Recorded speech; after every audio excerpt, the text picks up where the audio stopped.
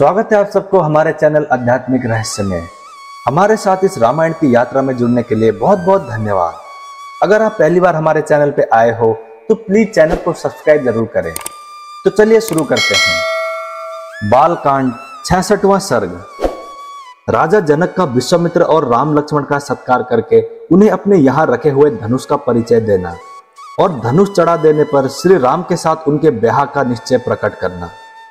तदंतर दूसरे दिन निर्मल प्रभात काल आने पर धर्मात्मा राजा जनक ने अपना नित्य नियम पूरा करके श्री राम और लक्ष्मण सहित महात्मा विश्वामित्र जी को बुलाया और शास्त्रीय विधि के अनुसार मुनि तथा उन दोनों महामनस्वी राजकुमारों का पूजन करके इस प्रकार कहा। भगवान, आपका स्वागत है। निष्पाप महर्षि, आप मुझे आज्ञा दीजिए, मैं आपकी क्या सेवा करूं, क्योंकि मैं आपका आज्ञा पालक हूं। महात्मा जनक के ऐसा कहने पर बोलने में कुशल धर्मात्मा मुनिश्रेष्ठ विश्वामित्र ने उनसे ये बात कही। महाराज, राजा दशरथ के ये दोनों पुत्र विश्वविख्यात क्षेत्रीय वीर हैं और आपके यहाँ जो ये श्रेष्ठ धनुष रखा है उसे देखने की इच्छा रखते हैं। आपका कल्याण हो, वह धनुष इन्हें दिखा दीजिए, इससे इनकी इच्छा पूरी हो जाएगी। फिर ये दोनों राजकुमार उस धनुष के दर्शन मात्र से संतुष्ट हो इच्छा अनुसार अपनी राजधानी को लौट जाएंगे।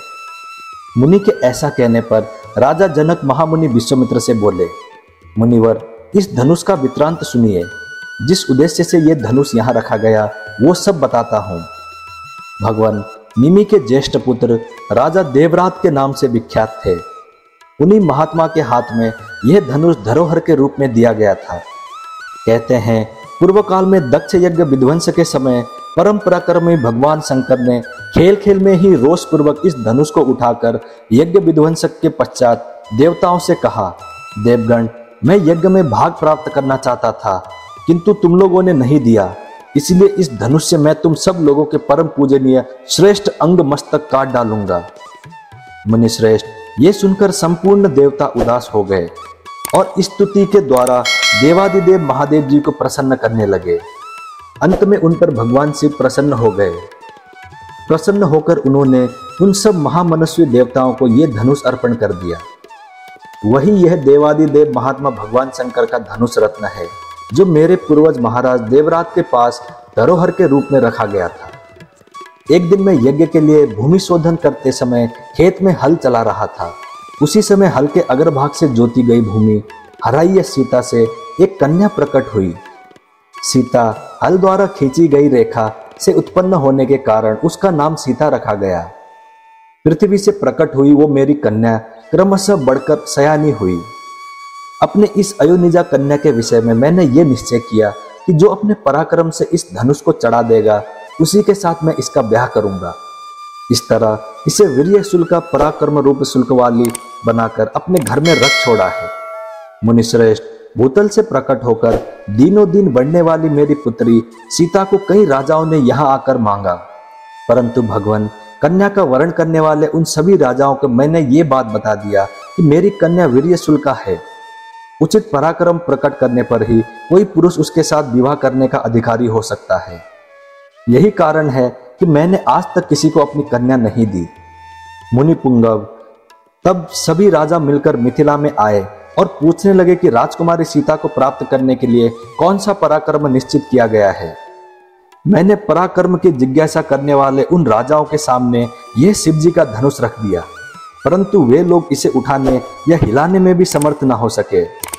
महामुने, उन पराक्रमी नरेशों की शक्ति बहुत थोड़ी जानकर मैंने उन्हें कन्या देने से इनकार कर दिया।